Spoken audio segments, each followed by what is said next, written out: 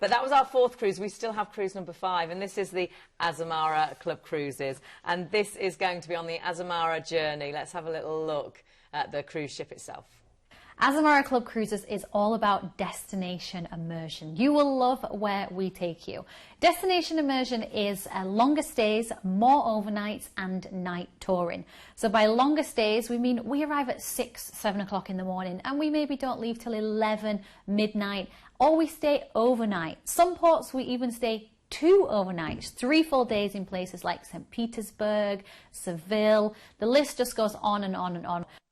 Now, that's Sarah Lou giving you a little bit of a detail of what you can do. And actually, it was just part of a film, wasn't it? So yeah, you can see all of there's that more you can see. Again, this is all on our YouTube channel. Right. And if you go onto YouTube, you'll see, you just type in Planet Cruise or Planet Cruise TV, and then you can subscribe. It's free to subscribe. You just hit the subscribe button, and it means you get an email. You get told when extra stuff goes on it. And there's loads of stuff on there. There's all the different VTs that we use for the show. So all the stuff about different ships, different ship companies, all the interviews that I do with different people within the cruise industry. Fabulous. So there'll be one coming on there soon with one of the only female captains. There's only 4. That's going to be on there soon. So do get involved because there's so much excellent footage on there. We saw the photos of that the other week, didn't we? Yeah. So yeah, do get onto YouTube and check all of those out. You can check out the rest of that interview as well. But let's have a little look at where we are going, because again, we've got some incredible places.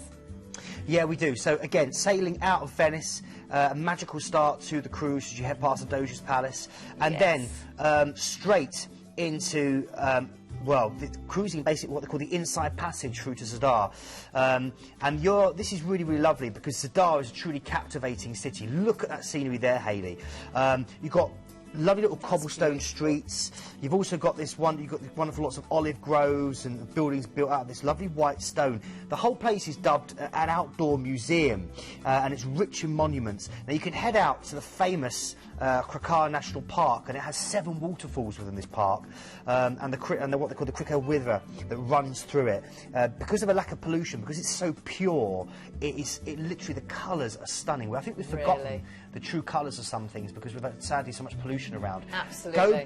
Go back to basics and visit this part of the world. It's really gorgeous. My nephew cruised all around here, absolutely loved it. So it was the most beautiful place. It is incredible. And look for the sea organ, which goes into the sea, and as the waves come in, it whistles. It's called the sea organ. It's a natural phenomenon. It's incredible. Now you're gonna sail from there, and then you're gonna head. Sail from 2:30. You're gonna head to Split, and you're gonna overnight on board in Split. So great chance. This is what Azamara do so well. They give you a lot more time in port. Right. It's really destination immersive.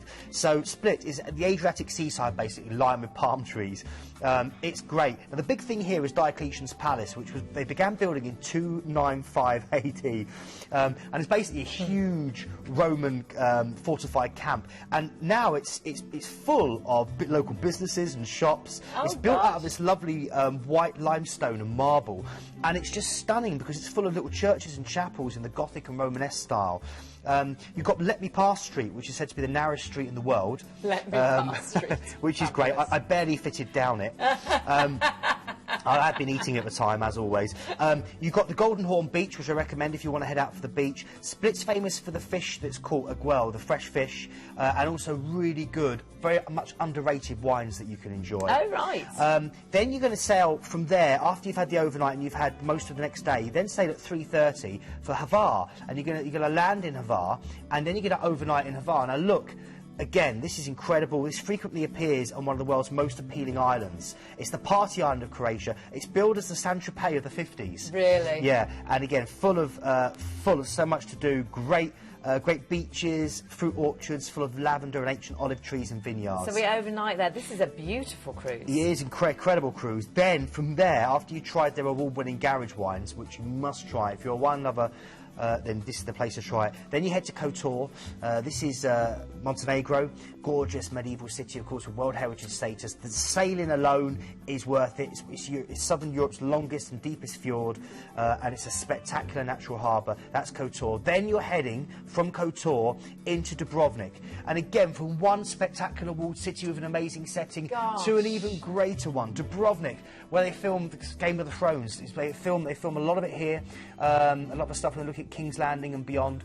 And it's incredible as you sail in because you can walk those walls. It's about 1.4 miles. The views are stunning. Inside those walls, Hayley, it's cobbled streets with no traffic whatsoever, no cars. That looks fabulous. Full of little fountains. It's like Venice, where the canals have become cobbled streets. Right.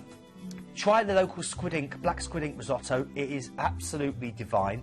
And just literally, you can kayak around the bay, or you can go in and try the Montenegro wine road as well, which the Croatian wine road, which is just stunning. There's a lot of wine on this. I like this. Yeah. And then we're going back to Venice. And then you're going to Venice, and we're getting an overnight in Venice. Great. 117 islands. I love to say this, 150 canals, 400 bridges. My clue here is always just to walk, find your own part of Venice, get lost. Yes. Don't worry about doing too much because it's just so beautiful all over. You know, do the romantic sailing on a gondola if you really want to. Take from St Mark's the free shuttle that heads over to the Giudecca to go to the Cipriano Hotel where you can get amazing food. If you want to know where the locals go for their food in Venice, it's over on Melido, which is where Byron used to swim, which is the beach area. Head over there, and all the restaurants you'll see are full of Italians, not just the tourists. That's a nice little tip for you. This is fabulous. I love the times you arrive and you do all those overnights. Let's have a little look. You've had a fabulous holiday, but where have you had that holiday? Well, this is it. I mean, Azamara are more inclusive, so you know you've got loads of things thrown in here. 6 on-board dining options, so lots of choice for your evening meals, including the excellent Prime Sea. If you go on for the awards on places like Cruise Critic, they've got best overall. This ship got best overall ship, best for dining, best for entertainment, best for service, best for value, best for shore excursions, and Roger Moore, or James Bond style, recommends it. He's on the website recommending it, saying how great it is. You also get an as amazing evening. They haven't released what it's going to be for this one yet because it's forward. But what does that mean? Well, basically, the whole ship decamps. This is what the president of Azamara did one year, and it's become a tradition now, and every single cruise has it. The whole ship decamps, and they take you off, and they book an area, book a theatre, or maybe a restaurant, or a famous country house, and the whole ship goes there, and it's just for you, and you'll see a performance just for you, and it's included in the cost of the cruise. That sounds it's incredible. fabulous. So that is included. If you want to add on, though, any extra excursions, of course, you can sort all that out before you actually travel. So just ask on the phones because those excursions, it's well worth booking up in advance. Up to 60% cheaper if you go with us beforehand, and plus take the stress. Make sure you get on the tours you want to do before you cruise. Then your first day on board is relaxing. It's about cocktails. It's about sunbathing. It's about sitting back and watching the excellent entertainment on board. Quality assured as well. And I do want to just have a little look at the prices too, because you really have got a fabulous deal with this. Balcony, Hayley. This is for a balcony. 5-star, more inclusive balcony. I mean, you've paid for everything there before you get on. And again, it's more inclusive, so you've got everything you want thrown in on the price there, and you get things like shuttle. You get the shuttles. Sometimes you have to pay other lines. The shuttle services in port to take you further in are all included. English trained butlers are on hand. Yeah. You know, oh my goodness. Concierges for personal guidance and for booking things. This is that special cruise. You're saving there £870 per person off the actual brochure price. That is incredible, and of course you can upgrade from interior to that balcony as well.